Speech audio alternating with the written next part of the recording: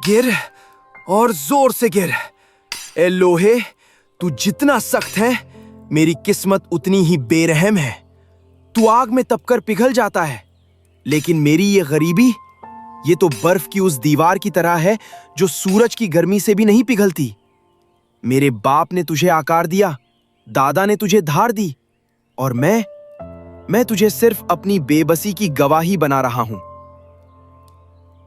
माँ की दवाइयाँ खत्म हो गई हैं। हकीम ने कहा था कि अगर कल तक जड़ी बूटियां नहीं आई तो उनकी हालत बिगड़ सकती है। मैं क्या करूं, कहाँ जाऊं?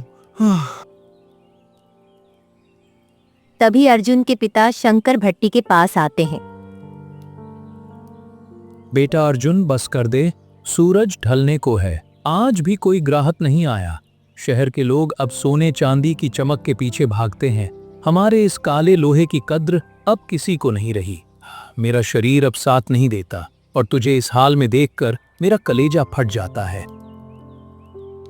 पिताजी, आप अंदर जाकर आराम कीजिए। जब तक मेरे हाथों में ये हथौड़ा है, मैं हार नहीं मानूंगा।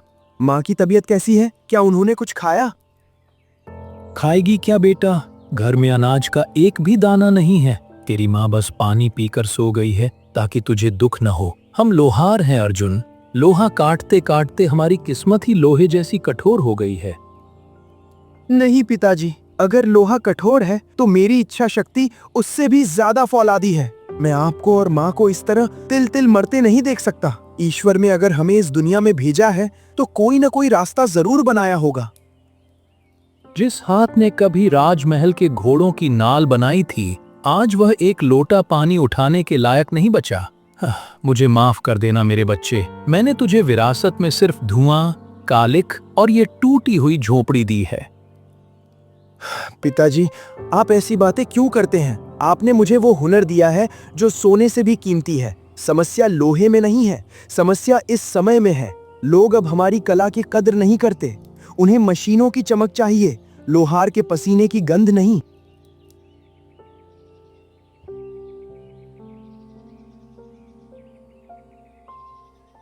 अर्जुन मेरे लाल, तू इतना परेशान क्यों है? देख, मेरी फिक्र मत कर, मैं ठीक हूँ। बस थोड़ी सी थकावट है। तू सुबह से भूखा है। मैंने उस घड़े में थोड़ा सा बासी भात बचाकर रखा था, जा उसे खा ले। तेरी आंखें धंस गई हैं बेटा, तू खुद को क्यों मार रहा है? तेरा ये तड़पना मेरी बीमारी से भी ज्यादा मुझे दर्द देता है। ईश्वर देख रहा है बेटा, वो हमें इस हाल में ज्यादा दिन नहीं छोड़ेगा।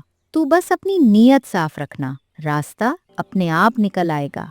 ईश्वर ने अगर हमें भूख दी है तो वो कहीं न कहीं दाना भी जरूर बिखेर रहा होगा। बस हमें उस दाने तक पहुंचने का रास्ता ढूंढना है। झूठ मत बोलो माँ, तुम्हारी ये गर्म सांसें बता रही हैं कि बुखार तुम्हें अंदर से जला रहा है। और भात, वो भात आप खाइए माँ, मुझे भूख नहीं है। मेरी भूख अब रोटी से नहीं, उस दिन मिटेगी जब मैं आपके लिए वो दवाइयाँ लाऊंगा जो आपको फिर से खड़ा कर देंगी। क्या कोई रास्ता नहीं है? क्या हम इसी कालिख और धुएं में मर जाएंगे? नहीं माँ, मैं ऐसा नहीं होने दूंगा। चाहे मुझे अपनी जान की बाजी लगानी पड़े, मैं इस गरीबी की बेड़ियों को काट कर रहूंगा। कल की सुबह कुछ नया लेकर आएगी माँ। मेरा मन कहता है कि ईश्वर अब और परीक्षा नहीं लेगा। अर्जुन वापस भट्टी के पास जाता है। वह दोबारा हथौड़ा उठाता है और पूरी ताकत से लाल लोहे पर वार करता है।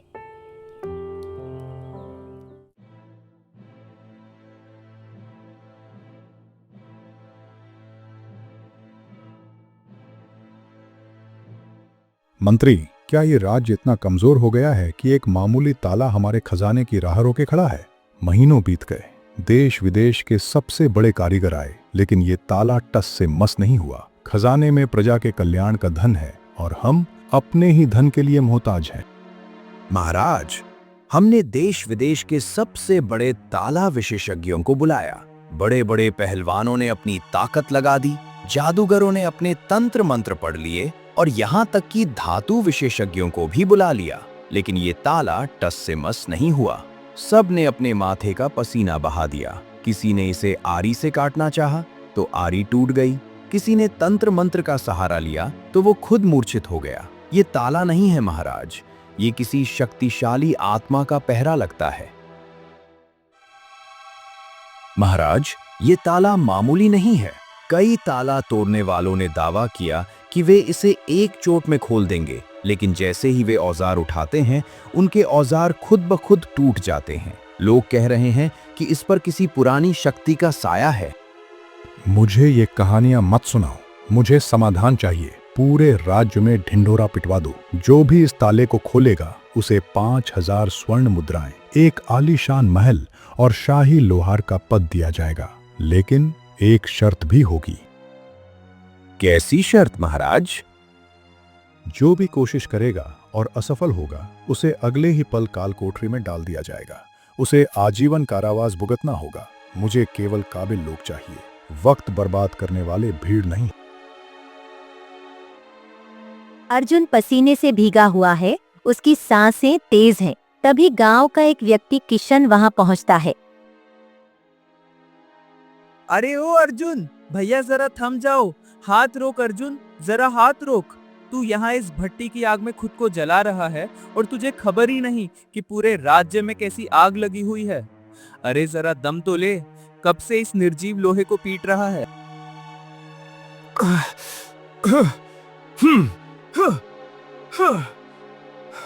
अरे क्या हुआ भाई किशन?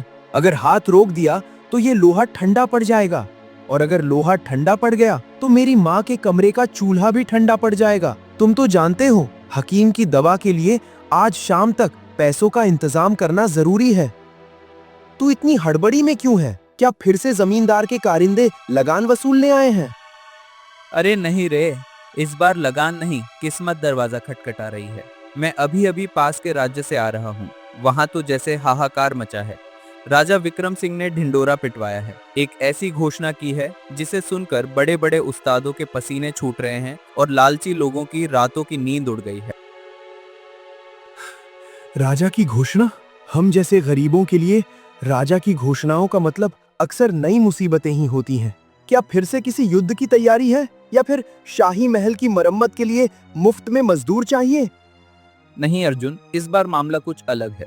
राजमहल के शाही खजाने का वो विशाल दरवाजा जिस पर वो प्राचीन काला ताला लगा है, वो खुल ही नहीं रहा। हफ्तों से देश विदेश के सबसे बड़े ताला तोड़ने वाले लोहार और यहाँ तक कि तांत्रिक भी अपनी किस्मत आजमा चुके हैं। कोई कहता है ताले में भूत है, तो कोई कहता है वो लोहा ही श्रापित है। किसी का हथौड़ा टूट गया तो किसी का हाथ ही पत्थर का हो गया। राजा बुरी तरह बौखला गए हैं। एक ताला जो खुल नहीं रहा? लोहे का ऐसा कौन सा ताला होगा जिसे सही तकनीक और सही चोट से न खोला जा सके? शायद उन लोगों ने सही चाबी ढूंढने की कोशिश नहीं की होगी। यही तो बात है भाई अर्जुन। राजा ने अब हार मानकर यह ऐलान किया है कि जो कोई भी उस रहस्यमयी ताले को खोल देगा, उसे इनाम में इतना सोना, मुहरे और खजाना मिलेगा कि उसकी 7 पीढ़ियां राज करेंगी। उसे शाही लोहार की पदवी दी जाएगी और एक आलीशान महल भी। लेकिन क्या भाई? शर्त बहुत खौफनाक है अर्जुन। राजा ने कहा है कि जो भी इस ताले को खोलने की कोशिश करेगा और नाकाम रहेगा, उसे अगले ही पल शाही सैनिकों द्वारा पकड़ लिया जाएगा और उम्र कैद की सजा दी जाएगी। उसे सूरज की रोशनी फिर कभी नसीब नहीं होगी। अब तक 5 बड़े लोहार काल कोठरी में सड़े जा रहे हैं। कोई आगे आने की हिम्मत नहीं कर रहा। उम्र कैद, यानी जीत हुई तो राजा जैसा जीवन, और हार हुई तो जिंदा लाश। ये तो मौत का जुआ है। पर तू मुझे ये सब क्यों बता रहा है? तुझे लगता है कि मुझ जैसा मामूली लोहार, जिसके पास ढंग के औजार भी नहीं है, वो उस जादुई ताले का सामना कर पाएगा? मैंने तुझे अच्छे से देखा है अर्जुन। तेरे पिता शंकर काका ने तुझे वो बारीकियां सिखाई है जो बड़े बड़े कारीगर नहीं जानते। तू लोहे को सिर्फ पीटता नहीं है, तू उसे सुनता है। मैंने देखा है कि कैसे तू जंग लगे टुकड़ों को भी नई जान दे देता है। तेरी माँ की हालत देखकर मेरा दिल रोता है। अगर तूने ये कर दिखाया तो तेरी दरिद्रता के सारे ताले हमेशा के लिए खुल जाएंगे। पर हाँ, खतरा भी उतना ही बड़ा है। इतना सोना कि माँ का इलाज सबसे बड़े हकीम से हो सके, पिताजी को इस कालिक से दूर एक साफ सुथरे घर में आराम मिल सके। भाई किशन, गरीबी की ये जंजीरें भी तो एक तरह की जेल ही हैं। मैं यहाँ रोज थोड़ा थोड़ा मर रहा हूँ। अगर राजा की जेल में मरना ही बदा है तो कम से कम एक कोशिश तो की जा सकती है। मैं हार कर नहीं, लड़कर मरना चाहता हूँ। भाई किशन, मैं कल सुबह राजमहल जाऊंगा। तू बस माँ पिता का ख्याल रखना अगर मुझे कुछ हो जाए।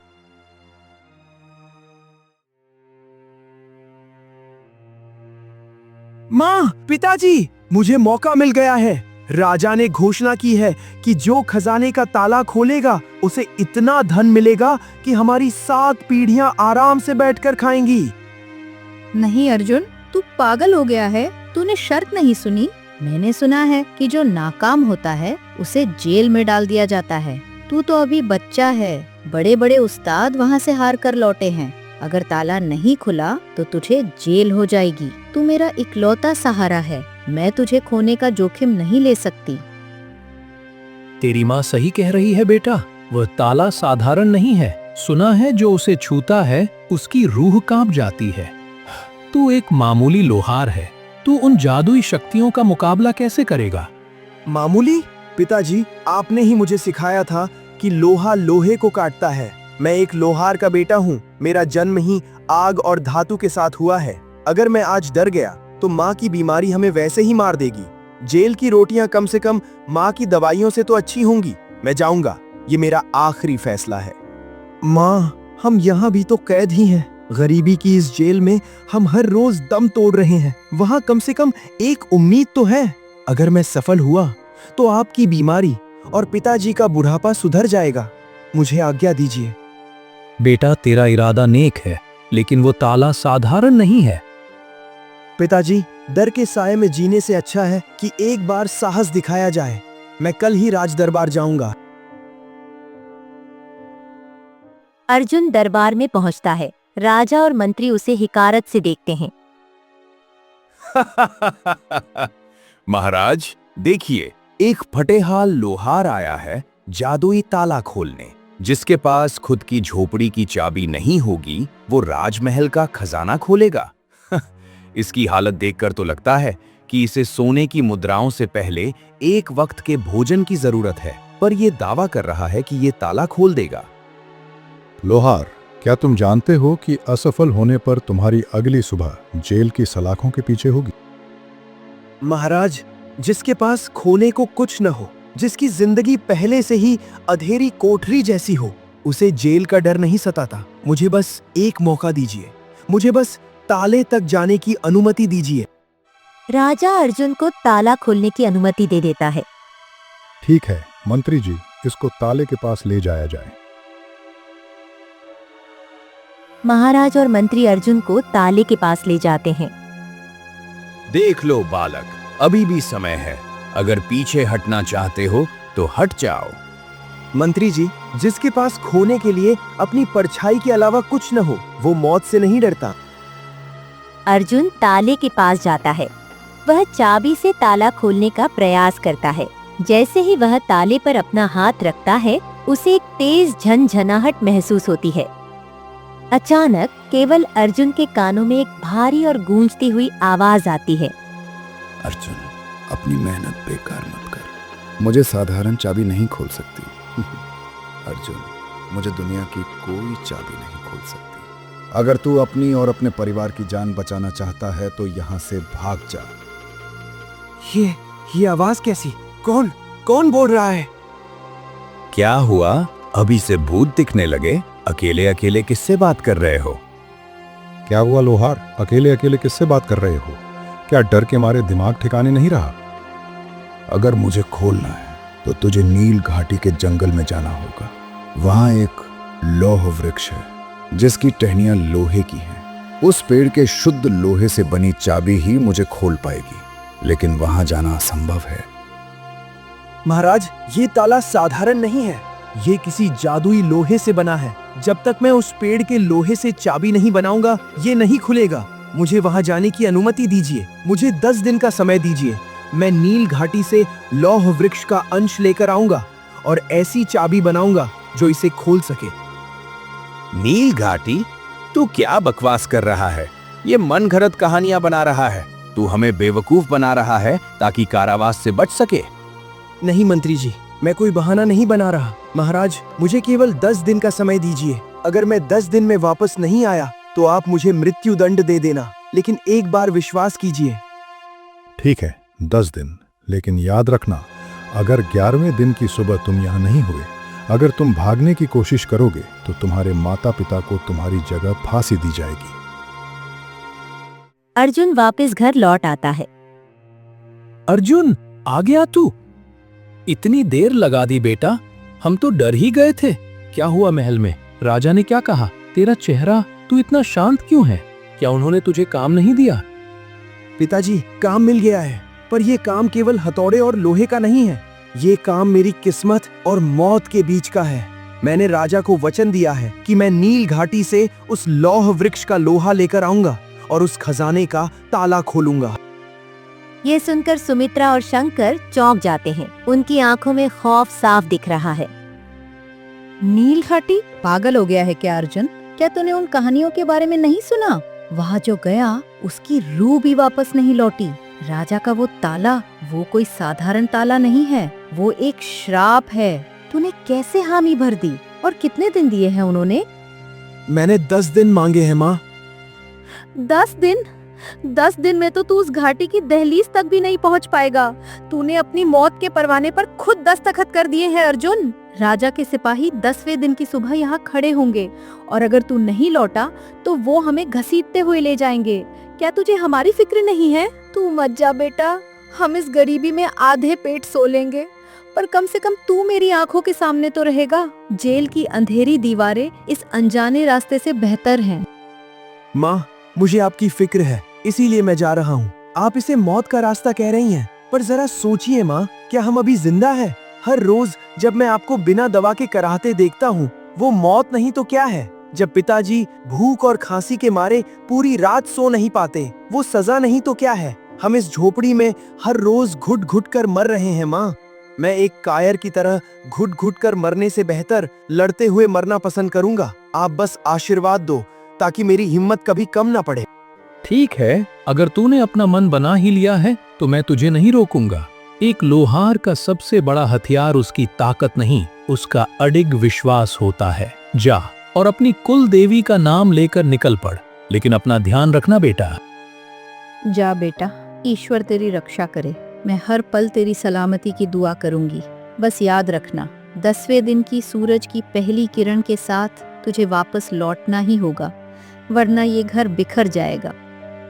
मैं आऊंगा माँ, मैं आपकी दवाइयाँ और पिताजी की खोई हुई इज्जत वापस लेकर आऊंगा। ये अर्जुन का वादा है। अर्जुन अपनी पुरानी पोटली उठाता है और नील घाटी की ओर निकल पड़ता है।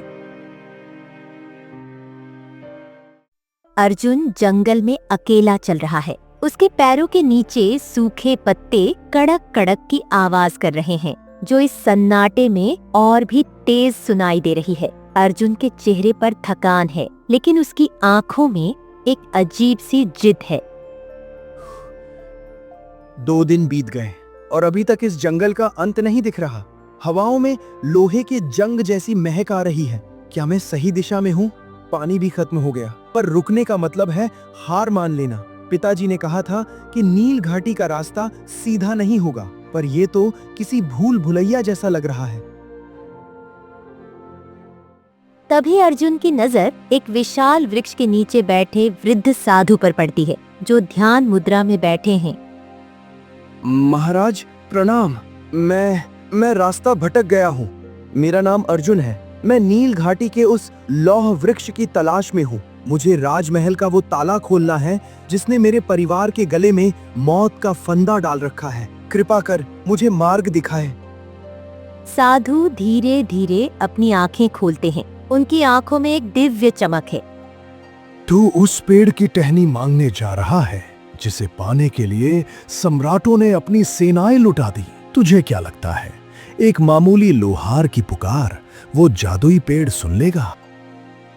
महाराज, मैं वहाँ सम्राट बनकर नहीं, एक विवश बेटा बनकर जा रहा हूँ। मेरे पास खोने के लिए केवल मेरी सांसें बची हैं। राजा ने मेरे माता पिता को कैद करने की धमकी दी है। अगर मैं खाली हाथ लौटा तो मैं वैसे भी मर जाऊंगा। मुझे सोने की लालसा नहीं है, मुझे केवल उस लोहे की जरूरत है जो न्याय कर सके। पर महाराज, वो घाटी है कहाँ? ये जंगल तो खत्म ही नहीं हो रहा। देख, ये राख जिस ओर उड़ रही है वही तेरा मार्ग है। उस नीली धुंध के पीछे एक ऐसी ढलान है जहाँ सूरज की किरणें भी नीली पड़ जाती हैं। वहाँ के पत्थर लोहे की तरह कठोर हैं और नदियाँ पारे की तरह भारी। पर सावधान रहना, उस पेड़ तक पहुंचना आसान है, पर उससे कुछ मांगना असंभव। वो पेड़ केवल उसे अपना अंश देता है जो लोहे की तरह तपकर शुद्ध हो चुका हो। क्या तू तपने के लिए तैयार है? मैं सारी उम्र भट्टी के सामने तपा हूँ महाराज। मेरे शरीर का हर कतरा आग और लोहे की गवाही देता है। मैं पीछे नहीं हटूंगा। तेरी जिद ही तेरी शक्ति है। जा, पर याद रखना, नील घाटी में जो कुछ भी तू देखेगा वो एक छलावा हो सकता है। अपनी नजर केवल उस लक्ष्य पर रखना जिसके लिए तू घर से निकला है। अगर तू भटका तो तू भी उस घाटी का एक निर्जीव पत्थर बनकर रह जाएगा। आपका बहुत आभार महाराज। आपने मुझे केवल रास्ता नहीं बल्कि एक नई दृष्टि दी है। मैं वापस आऊंगा या फिर कभी नहीं आऊंगा। ये लो, ये सत्य की तलवार है। इसका उपयोग जरूरत पड़ने पर करना। धन्यवाद बाबा, लेकिन मुझे लोहा चाहिए, तलवार नहीं। कभी कभी लोहा प्राप्त करने के लिए उसे काटना नहीं, उसे मुक्त करना पड़ता है। जाओ, तुम्हारी परीक्षा शुरू हो चुकी है। अर्जुन गहरी सोच में पड़ जाता है। उसे साधु की बात नहीं समझ आती, लेकिन वह आगे बढ़ जाता है। साधु उसे जाते हुए देखते हैं और फिर से अपनी आंखें बंद कर लेते हैं। धीरे धीरे साधु की आकृति उस धुंध में ओझल होने लगती है, जैसे वे कभी वहां थे ही नहीं। नील घाटी के बीचों बीच अर्जुन को एक अद्भुत पेड़ दिखता है। इसकी पत्तियां चांदी जैसी चमक रही हैं और टहनियां लोहे की तरह मजबूत हैं। तो ये है वो लौह वृक्ष। इसकी छाया में सुकून नहीं, एक अजीब सा डर है। जैसे ही अर्जुन पेड़ की एक टहनी तोड़ने के लिए कहता है, पूरा जंगल कांपने लगता है। रुक जा नीच मानव, तूने मेरी शांति भंग करने का साहस कैसे किया? क्या तुझे लगता है कि मैं कोई साधारण लकड़ी हूँ जिसे तू काट लेगा? मैं इस घाटी का रक्षक हूँ। हे महान वृक्ष, मैं आपका अनादर नहीं करना चाहता, लेकिन एक गरीब परिवार की जान और एक राज्य का खजाना आपके एक अंश पर निर्भर है। कृपया मुझे थोड़ा सा लोहा दान में दीजिए। दान? मनुष्य केवल लेना जानते हैं, देना नहीं। अगर तुझे मेरा लोहा चाहिए तो तुझे बहुत बड़ा बलिदान देना होगा।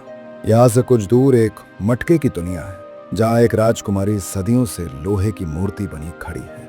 वो इस ताले की रक्षक है। जब तक वो मुक्त नहीं होगी, मेरा लोहा कभी किसी ताले को नहीं खुलेगा। क्या तू अपनी जान की बाजी लगाकर उसे बचाएगा? मैं हर चुनौती के लिए तैयार हूँ। बताइए मुझे क्या करना होगा। यहाँ से कुछ कोस दूर एक लोहे के मटके की दुनिया है। वो एक मायावी स्थान है। वहाँ इस राज्य की राजकुमारी जानवी एक प्राचीन शाप के कारण लोहे की मूर्ति बनकर कैद है। वो शाप ही उस खजाने के ताले की रक्षा कर रहा है। जब तक वो मूर्ति से मनुष्य नहीं बनती, मेरा लोहा उस ताले को कभी नहीं खोल पाएगा। तुझे वहां जाना होगा और उसे मुक्त करना होगा। पर याद रख, वहां जाने का रास्ता तो है, पर लौटने का नहीं। जो वहां गया वो या तो सफल होकर लौटा या वहीं का पत्थर बन गया। मैं जाऊंगा, मुझे रास्ता दिखाइए। वो स्थान अत्यंत भयानक है। वहां पहुंचने के लिए तुझे अपने इंद्रियों पर काबू पाना होगा। ये तलवार ले जा, ये तुझे रास्ता दिखाएगी। पर याद रखना, वहां बल नहीं बल्कि तेरे हृदय की शुद्धता की परीक्षा होगी। जा अर्जुन, समय रेत की तरह फिसल रहा है। आज 5वां दिन समाप्त होने को है। तेरे पास केवल 5 दिन शेष हैं। अर्जुन एक तालाब के किनारे पहुंचता है। है, लौह वृक्ष ने तो कहा था यहाँ मटका होगा, लेकिन यहाँ तो कोई मटका नहीं है। अर्जुन के इतना बोलते ही तालाब के बीचों बीच से बुलबुले उठने लगते हैं और एक विशाल लोहे का मटका धीरे धीरे प्रकट होता है। अरे बाबा रे बाबा, ये तो वास्तव में बहुत ही विशाल और विचित्र मटका है। रुक जा लोहार के पुत्र, तूने नील घाटी को पार किया, लौह वृक्ष के क्रोध को झेला, लेकिन अब तेरे सामने वो द्वार है जो बल से नहीं केवल बोझ से खुलता है। ये मटके की दुनिया का प्रवेश द्वार है। यहाँ न तेरी तलवार काम आएगी, न तेरी शारीरिक शक्ति। यहाँ केवल तेरी आत्मा और तेरी बुद्धि की परख होगी। अंदर प्रवेश वर्जित है। केवल वही अंदर जा सकता है जो मेरे 3 सवालों के सही जवाब देगा। एक गलत जवाब और तू इस तालाब की कीचड़ में बदल जाएगा। समय रेत की तरह फिसल रहा है। पूछिए, मैं अपने विवेक के अनुसार उत्तर देने का प्रयास करूंगा। पूछिए, मैं तैयार हूं। तो सुन, मेरा पहला सवाल, वो क्या है जो लोहे से भी कठोर है लेकिन प्यार की एक बूंद से पिघल जाता है? अर्जुन एक पल के लिए अपनी माँ और पिता के संघर्ष को याद करता है, फिर धीमे स्वर में कहता है। इसका उत्तर है एक पिता का स्वाभिमान और उसका हृदय। पिता का अनुशासन लोहे से भी कठोर होता है ताकि वो अपने परिवार को सुरक्षित रख सके, लेकिन जब वो अपनी संतान को कष्ट में देखता है या उसके प्रति प्रेम महसूस करता है तो वही कठोर हृदय आंसुओं के साथ पिघल जाता है। सत्य कहा, तू भावनाओं के लोहे को पहचानता है। अब मेरा दूसरा सवाल सुन, वो कौन सी चीज है जिसे जितना बांटो वो उतनी ही बढ़ती है और जिसे कोई चुरा नहीं सकता? इसका उत्तर है मनुष्य का ज्ञान और उसका हुनर। मेरा लोहार का हुनर मुझसे कोई नहीं छीन सकता। मैंने इसे पिता से सीखा और मैं इसे दूसरों को सिखा सकता हूँ। जितना मैं इसे बांटूंगा उतना ही ये निखरेगा। ये वो खजाना है जिसे तिजोरियों की जरूरत नहीं और इसे कोई भी चुरा नहीं सकता। प्रशंसनीय, तू केवल एक श्रमिक नहीं, एक विचारक भी है। अब मेरा तीसरा और अंतिम सवाल सुन, जो सबसे कठिन है। इस संसार में सबसे बड़ा पाप क्या है? वो अपराध क्या है जिसका दंड स्वयं काल भी नहीं भूलता? अर्जुन गंभीर हो जाता है, फिर धीमे स्वर में कहता है। महाराज, इसका उत्तर स्पष्ट है। अपनी शक्ति का अहंकार करना और किसी भूखे या असहाय व्यक्ति के मुख से निवाला छीनना। यदि कोई व्यक्ति समर्थ होकर भी किसी कमजोर की सहायता नहीं करता बल्कि अपनी शक्ति का उपयोग उसे दबाने के लिए करता है तो उससे बड़ा पापी और कोई नहीं। अद्भुत, तूने सारे प्रश्न के उत्तर एकदम सही दिए हैं। तेरे विचार शुद्ध हैं। जा, अंदर तेरा भाग्य इंतजार कर रहा है। तेरे विचार तेरे कर्मों से भी ऊंचे हैं। तूने न केवल सवालों के जवाब दिए हैं बल्कि अपनी पवित्रता का प्रमाण भी दिया है। द्वार खुला है, अंदर राजकुमारी जानवी तेरा इंतजार कर रही है। पर सावधान, वहां समय का चक्र अलग चलता है। जा और उसे उस अंधकार से बाहर निकाल। आपका धन्यवाद। मैं राजकुमारी को मुक्त करूंगा, चाहे इसके लिए मुझे अपनी अंतिम सांस ही क्यों न लगानी पड़े। अर्जुन मटके के अंदर कूद पड़ता है। वह जैसे ही अंदर जाता है, पीछे से मटका गायब हो जाता है। अर्जुन मटके के अंदर एक मायावी महल में पहुंचता है। वहां हर चीज लोहे की है। बीच में राजकुमारी जानवी की एक सुंदर लेकिन निर्जीव लोहे की मूर्ति है। अर्जुन उस मूर्ति को देखकर मंत्रमुग्ध और दुखी हो जाता है। हे ईश्वर, इतनी सुंदरता और इतना कठोर दंड, ये तो पूरी तरह लोहे की हो चुकी है। इन्हें जीवित कैसे करूं? तभी अर्जुन के हाथ में पकड़ी हुई वह जादुई तलवार तेजी से चमकने लगती है और उसमें से एक गूंजती हुई आवाज आती है। अर्जुन, समय समाप्त हो रहा है।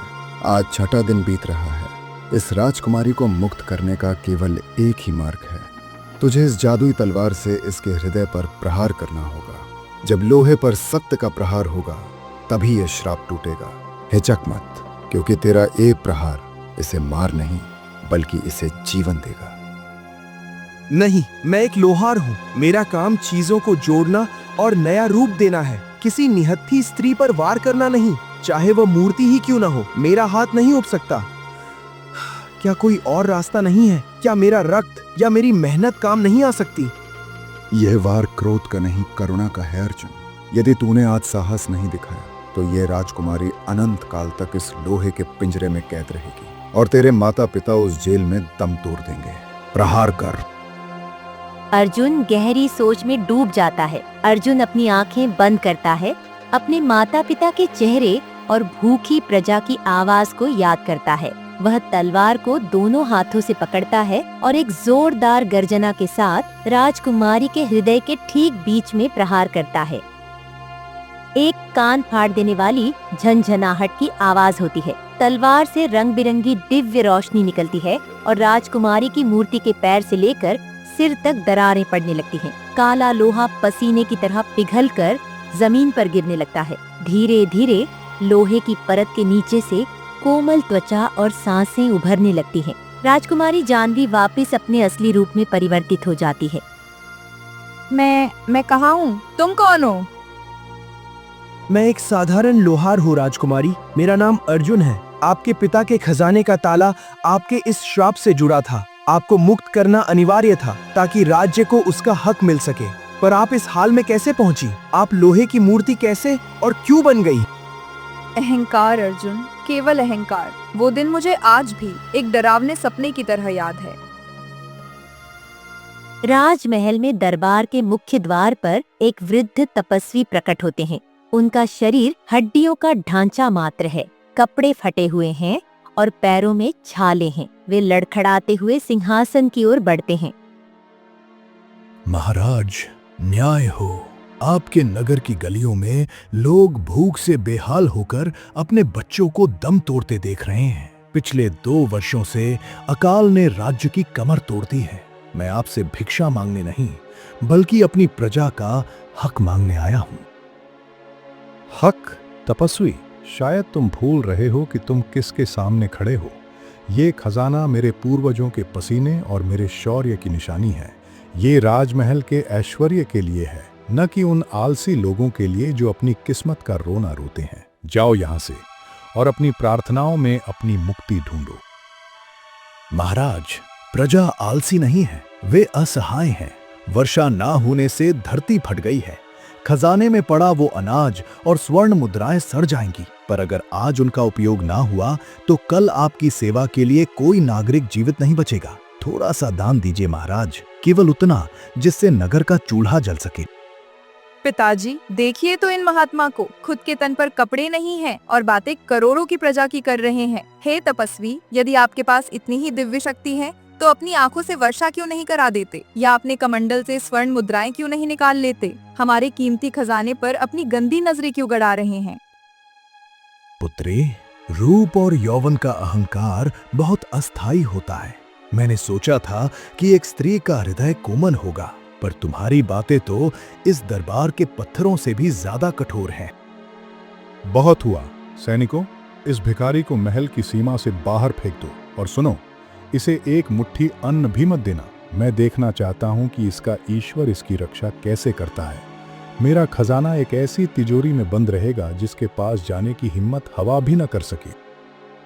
रुको राजन, तूने आज केवल मेरा अपमान नहीं किया, बल्कि मानवता के धर्म को कुचला है। जिस धन का तुझे इतना गर्व है, वो आज से तेरे लिए मिट्टी के समान होगा।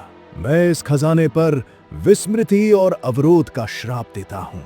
ये खजाना एक ऐसे ताले में बंद हो जाएगा जिसे कोई भी सांसारिक चाबी कभी नहीं खोल पाएगी। तू अपनी ही दौलत को छूने के लिए तड़पेगा, पर उसे पा नहीं सकेगा। और तुम राजकुमारी जानवी, तुम्हें अपनी सुंदरता और इस कठोर हृदय पर बहुत मान है ना? तो जाओ, आज से तुम्हारा ये हृदय और ये शरीर लोहे का बन जाएगा।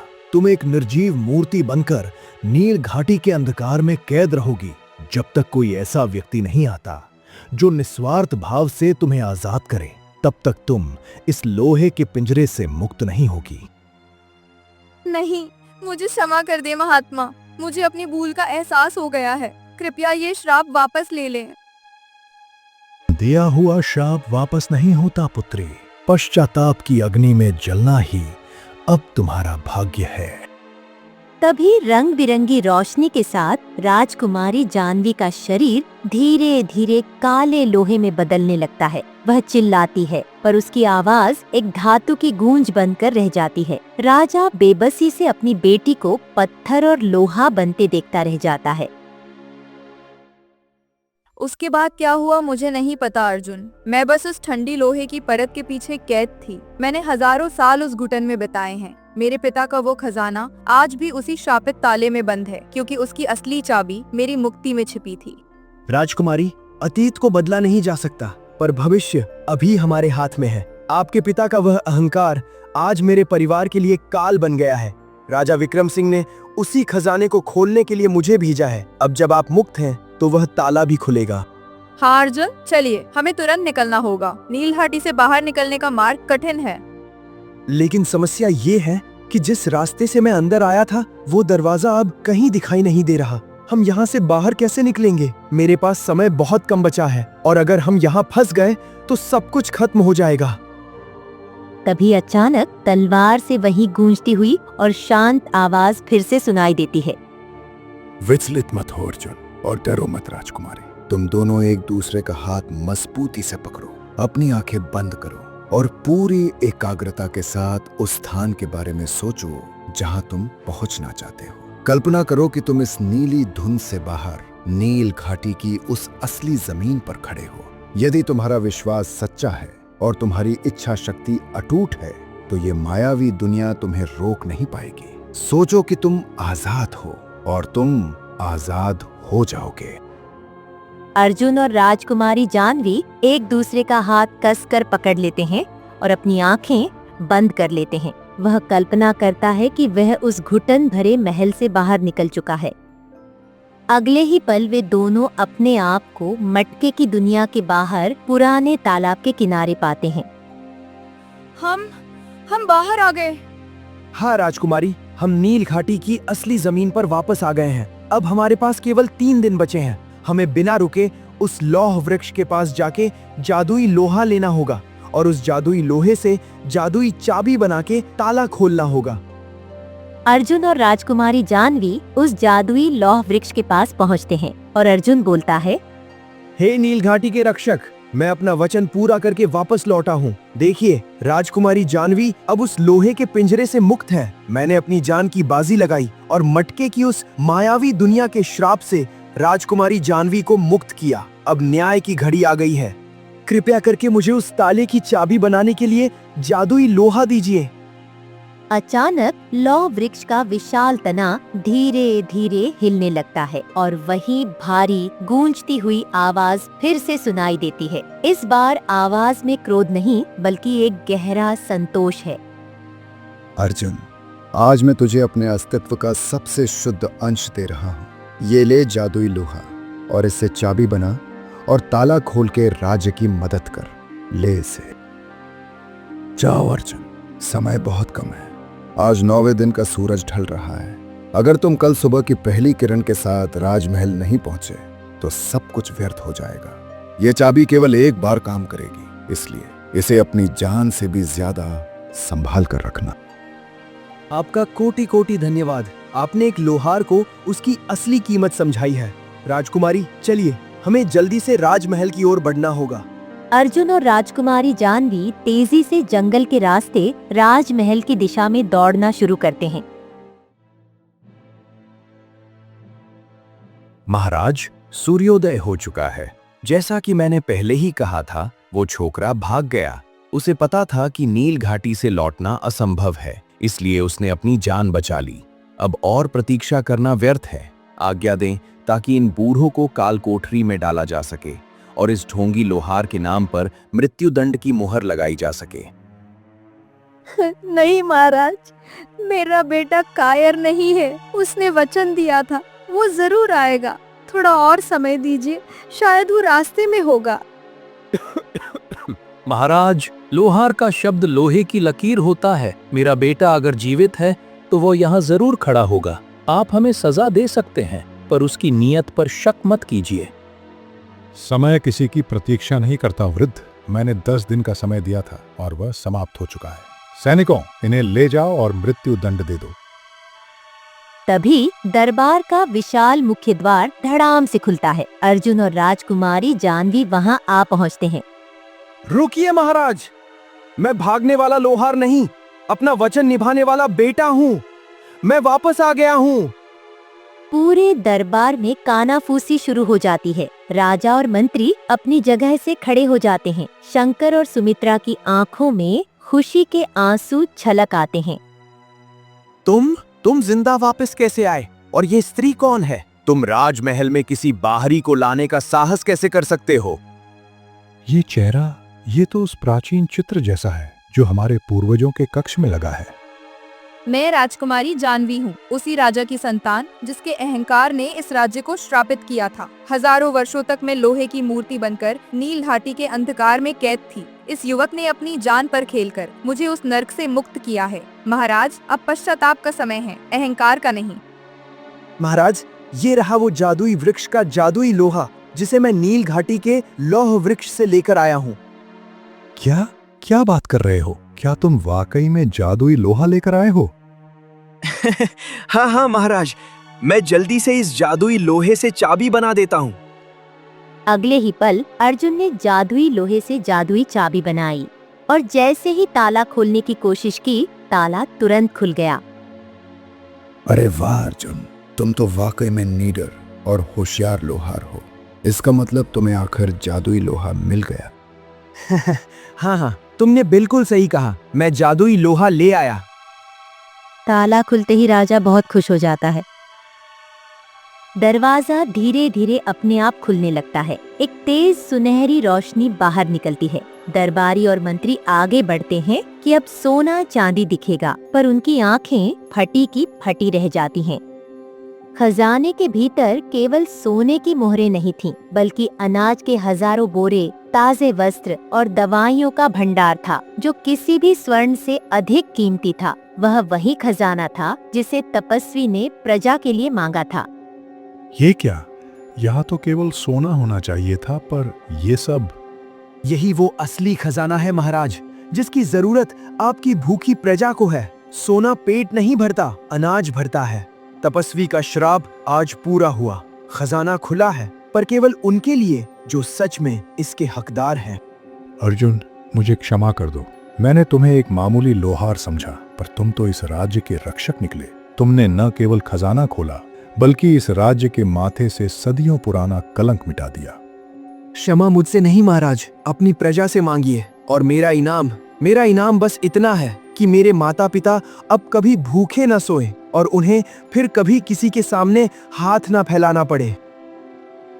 अर्जुन, तुमने मेरी पुत्री को एक नई जिंदगी दी है और इस राज्य को उसका भविष्य लौटाया है। तुम्हारी ईमानदारी और निस्वार्थ साहस का मूल मैं स्वर्ण मुद्राओं से कभी नहीं चुका सकता। इसलिए मैं पूरे राज्य के सामने यह घोषणा करता हूँ कि आज से तुम इस राज्य के राजकुमार होगे और मेरा उत्तराधिकारी बनोगे। और मैं बड़े सम्मान के साथ अपनी पुत्री जानवी का हाथ तुम्हारे हाथों में सौंपता हूँ। सुमित्रा, देखो, जिस बेटे को हम कल तक भट्टी की आग से बचाना चाहते थे, आज उसी ने पूरे राज्य की बुझी हुई उम्मीदों में आग फूंक दी है। आज मेरा सीना गर्व से इतना चौड़ा हो गया है कि मुझे अपनी सारी बीमारियां भूल गई हैं। आज मैं सिर्फ एक लोहार नहीं, एक वीर का पिता कहलाने का गौरव महसूस कर रहा हूँ। हाँ शंकर, ईश्वर की लीला भी अपरंपार है। अर्जुन ने अपनी सच्चाई से लोहे को भी पिघला दिया। राजकुमारी जानवी कितनी भाग्यशाली है कि उसे मेरा बेटा मिला, और मेरा बेटा कितना भाग्यशाली है कि उसे राजकुमारी का प्यार मिला। अब हमारे घर का धुआं खुशियों की महक में बदल गया है। अर्जुन, जब मैं उस लोहे की मूरत में कैद थी, तब मुझे लगता था कि दुनिया पत्थर दिल है, लेकिन तुमने अपनी जान पर खेलकर मुझे बताया कि करुणा की शक्ति किसी भी जादू से बड़ी होती है। मैं वचन देती हूँ कि मैं तुम्हारी अर्धांगिनी बनकर हमेशा प्रजा की सेवा करूँगी और कभी उस अहंकार को अपने पास नहीं आने दूंगी जिसने मेरा सब कुछ छीन लिया था। जानवी, ये राजसी वस्त्र और ये महल मेरे लिए केवल एक जिम्मेदारी है। मैं आज भी वही लोहार हूँ जो आग में तपकर मजबूत होना जानता है। मैं वादा करता हूँ कि मेरे रहते इस राज्य में फिर कभी कोई तपस्वी भूखा नहीं जाएगा और फिर कभी किसी लोहार के बेटे को न्याय के लिए अपनी जान की बाजी नहीं लगानी पड़ेगी। हमारा महल केवल पत्थरों का नहीं, बल्कि न्याय का प्रतीक होगा। मंत्री जी, रस्में शुरू की जाएं। जो आज्ञा महाराज। अर्जुन और राजकुमारी जानवी का विवाह हो जाता है और अर्जुन अपने माता पिता और राजकुमारी जानवी के साथ खुशी से जीवन जीने लगता है।